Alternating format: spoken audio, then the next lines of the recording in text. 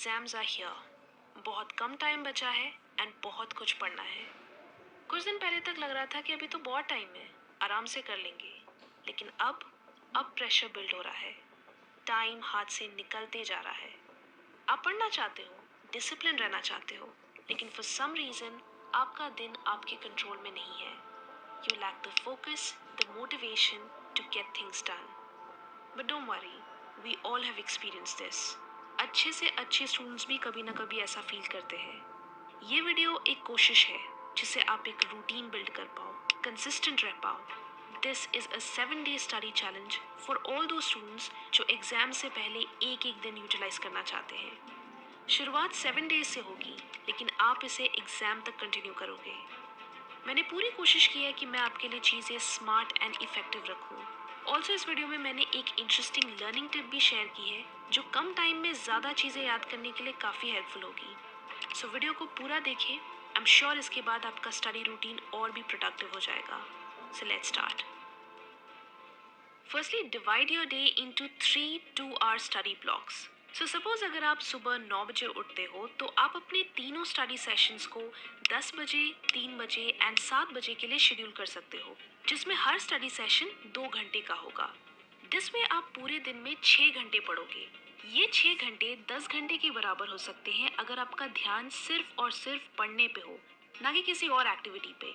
One of the main reasons क्यों students अपने daily targets achieve नहीं करते हैं इज बिकॉज वो अपने स्टडी टाइम में टाइम पास कर रहे होते हैं।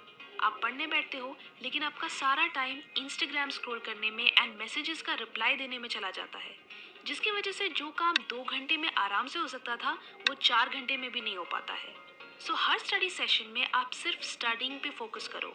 अगर आप इन 6 घंटों को अच्छे से यूटिलाइज करोगे तो आपके पास पूरे दिन में इनफ फ्री टाइम भी होगा और आपको उस फ्री टाइम को स्टडीज के लिए कॉम्प्रोमाइज नहीं करना होगा। कमेंट्स में ऑनेस्टली बताना कि आप अपने एग्जाम के लिए कितने घंटे पढ़ते हो। The other thing is that her study session के लिए एक टारगेट रखो। आई एम श्योर आप में से कई लोग क्रिकेट देखते होंगे। जब भी कोई अच्छी टीम एक हाई टारगेट चेज कर रही होती है तो they always have a plan कि शुरू के ओवर्स में किस तरह से बैटिंग करनी है, मिडिल ओवर्स में क्या स्ट्रैटेजी रहेगी, विकेट्स बचाने हैं या अटैक करना है, लास्ट के ओवर्स में कैसे हिटिंग करेंगे। ऐसा नहीं है कि वो फर्स्ट बॉल से आंख बंद करके बैट घुमाना शुरू कर देते हैं और हर बॉल पे 4 या 6 मारने की कोशिश करते हैं। They follow a proper strategy, a winning strategy. In the same way आपको भी अपनी स्टडी गेम को एक प्रॉपर प्लान के साथ एग्जीक्यूट करना है।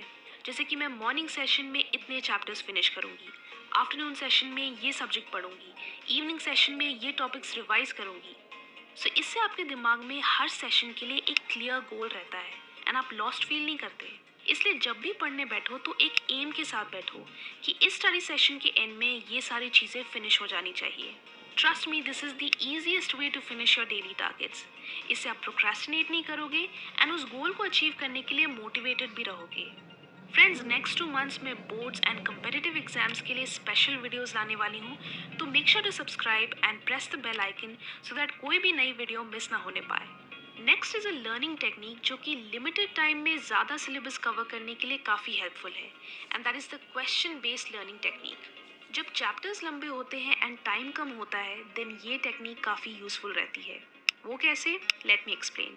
इस मेथड में आप जब भी किसी पैराग्राफ को पढ़ते हो and you find it important, तो आप उस पैराग्राफ से एसोसिएटेड क्वेश्चंस बनाओ एंड उन्हें एक नोटबुक में लिखते जाओ एंड उनके आंसर्स के पेज नंबर्स भी बगल में लिखते जाओ।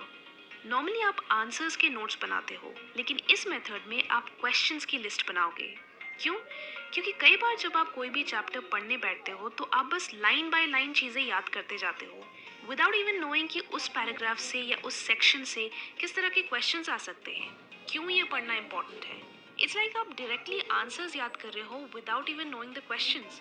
और जब एग्जाम में सारे चैप्टर्स के क्वेश्चंस एक साथ आते हैं तो आप कंफ्यूज हो जाते हो एंड सही आंसर रिकॉल करने में स्ट्रगल करते हो। सो जब आप क्वेश्चंस बनाकर याद करते हो तो आपकी लर्निंग और स्ट्रॉन्ग होती है, क्योंकि तभी आप मटेरियल के साथ कनेक्शंस बना पाते हो।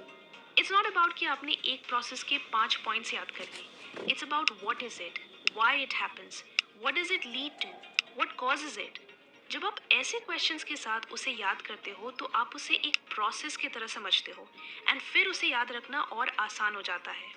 You can use this as a revision technique as well.